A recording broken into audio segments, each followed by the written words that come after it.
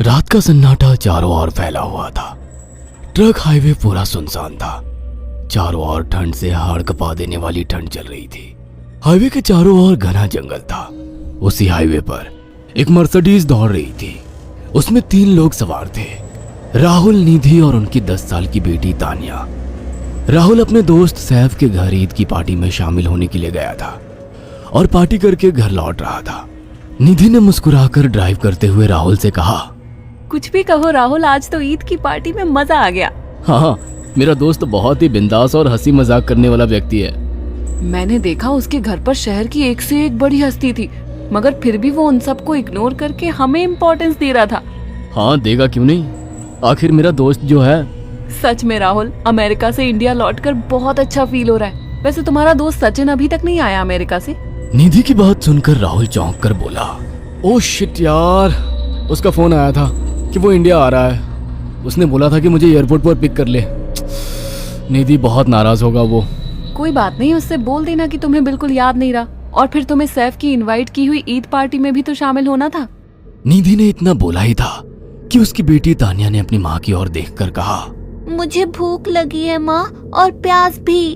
तानिया की बात पर निधि ने बुरा सा मुंह बनाकर उसकी ओर देखकर कहा, पार्टी में तो इतना खाया था तुमने, फिर भी भूख लगी है। निधि की बात पर तानिया ने मासूम सा चेहरा बनाकर कहा, कोई बात नहीं मम्मी, मुझे पानी ही पिला दीजिए। कितनी बार बोला है मुझे मम्मी मत बोला करो। पानी अभी नहीं है, आगे जाकर कोई शॉप पड़ेगी तो बोतल खरीद के दे दूंगी। निधि की बात पर राहुल ने मुस्कुराकर कहा, छोटी बच्ची है निधि, इतना नाराज होना सही नहीं है। राहुल ने इतना कहा ही था कि अचानक एक काली परछाई राहुल की कार के सामने आकर खड़ी हो गई। राहुल के पैर अचानक ब्रेक पर पड़ गए। गाड़ी तेज रफ्तार में थी। ब्रेक अचानक लगने से पलटते पलटते बाल बाल बची थी। राहुल के चेहरे पर भयानक ठंडी में भी पसीने की बूंद टपकने लगी। वो दोनों कार से बाहर निकल आए। निधि ने डरते हुए कहा, आखिर कौन था ये? ऐसा लगा जैसे कि कोई भयानक काली परछाई मेरे कार के सामने आकर खड़ी हो गई हो। वह दोनों काली रात के सन्नाटे में इधर उधर देखने लगे। तभी निधि को एक घने पेड़ के पास 2 चमकीली हुई आंखें दिखाई दी। उसकी आंखें बिल्कुल भेड़ियों की तरह लग रही थी। निधि ने चीखते हुए राहुल से कहा, राहुल देखो कौन है वो, जल्दी से गाड़ी में बैठो, मुझे बहुत डर लग रहा है। राहुल ने उस तरफ देखा तो उसके रोंगटे खड़े हो गए। वो दोनों गाड़ी के अंदर बैठने ही वाले थे कि अचानक एक अजीब सा चेहरा वाला भयानक सा आदमी बिजली की रफ्तार से उनके सामने आकर खड़ा हो गया। राहुल ने देखा कि उसका चेहरा बिल्कुल सड़ा हुआ था और उसकी आंखें भेड़िए की तरह चमक रही थी। उसके लंबे लंबे बाल उसके कंधे तक आ रहे थे और उसके दांत भेड़िए की तरह बाहर की ओर निकल रहे थे। हाथों की जगह नुकीले पंजे थे। राहुल को देखकर अजीब से अंदाज में हंसने लगा, मगर जैसे ही राहुल की नजर उसके कपड़ों पर गई, राहुल की आंखें फटी की फटी रह गई। वो हकलाते हुए बोला, भाईजान, भाईजान, मुझे माफ कर दो, मुझे छोड़ दो। राहुल ने इतना कहा ही था कि अचानक उस अजीब से दिखने वाले भयानक आदमी ने अपने पंजों से राहुल की गर्दन कसकर पकड़ ली और एक ही सेकंड में उखाड़ कर जमीन पर फेंक दी। राहुल के धड़ से लाल रंग का खून का फुहारा फूट पड़ा। इस भयानक मंजर को देखकर निधि के गले से एक जोरदार चीख निकल गई। निधि इससे पहले भागती कि अचानक उस भयानक दिखने वाले आदमी ने निधि को पकड़ लिया और अपने नुकीले पंजे उसके पेट में गड़ा दिए और उसकी अतड़ियां बाहर निकाल दी। निधि की एक दिल दहला देने वाली चीख सन्नाटे को चीर गई। अचानक हवा का एक बवंडर उठा और वो भयानक सा दिखने वाला व्यक्ति देखते ही देखते बवंडर के साथ गायब हो गया। तानिया ने डरते डरते निधि के मोबाइल से पुलिस और सैफ को बुला लिया और कुछ ही देर में वहां चारों ओर पुलिस की गाड़ियां थी। पुलिस ने राहुल के दोनों दोस्त सैफ और सचिन को वहीं बुला लिया। इंस्पेक्टर अर्जुन ने दोनों से कहा, मैंने ऐसी हत्याएं अपने करियर में कभी पहले नहीं देखी। ये काम तो ना किसी जानवर का लगता है, ना ही किसी इंसान का। सचिन कपकपाती हुई आवाज में बोला, आप कहना क्या चाहते हैं? कुछ कह नहीं सकता। जिस किसी ने भी इन दोनों को मारा है उससे एक बात तो साबित होती है कि वो इन दोनों से हद से ज्यादा नफरत करता था। अब सारी सच्चाई तो ये बच्ची ही बता सकती है।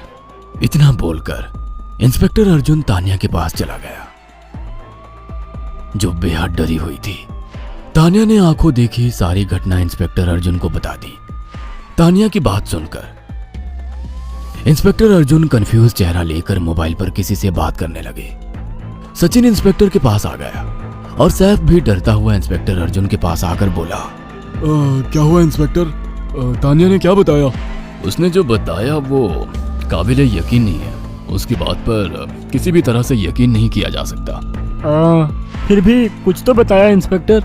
हाँ, उस बच्ची के मुताबिक एक भूत ने निधि और राहुल को बड़ी बेदर्दी से मारा है। इंस्पेक्टर की बात सुनकर दोनों बुरी तरह से चौंक गए। क्या मतलब है इस बात का? बच्ची बेहद डरी हुई है। हम आगे की तफ्तीश जारी रखेंगे। निधि और राहुल तो चले गए, अब तानिया को मैं रख लूंगा। नहीं, राहुल मेरा अच्छा दोस्त था। तानिया अब मेरे साथ रहेगी। देखिए, बच्ची के माँ बाप अब इस दुनिया में नहीं है और आप दोनों भी शादीशुदा है। मुझे नहीं लगता कि आप दोनों बच्ची की सही से देखभाल कर सकते हैं। मेरी कोई औलाद नहीं है। मैंने अपनी पत्नी को फोन कर दिया है, वो भी IPS ऑफिसर है। ये बच्ची आज से मेरे साथ रहेगी। उसका मासूम चेहरा मेरे दिल में उतर गया है। अब तुम दोनों जा सकते हो। पूछताछ के लिए मैं जब भी तुम्हें बुलाऊं तुम दोनों आ जाना। इंस्पेक्टर ने ये बात बोली ही थी कि अचानक वहां पर मौसम बदल गया। चारों ओर काली घटाएं छा गई और एक भयानक बवंडर उठा और देखते ही देखते सब पुलिस वालों के सामने वो भयानक चेहरे वाला आकार सबके सामने खड़ा हो गया। उसको देखकर सबके रोंगटे खड़े हो गए। देखते ही देखते उसने अपने भयानक पंजे सैफ की आंखों में डालकर उसकी आंखें निकाल ली। सैफ ने चीखते हुए वहीं दम तोड़ दिया। उस भयानक आदमी को देखकर सचिन उसके पैरों पर गिर गया। तुम तो भाईजान से कपड़े पहने हो। मैं समझ गया, तुम भाईजान हो।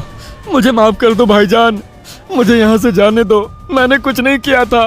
वो भयानक चेहरे वाला गुर्राते हुए बोला, बता इन सबको कि ये सब इतनी भयानक मौत क्यों मरे।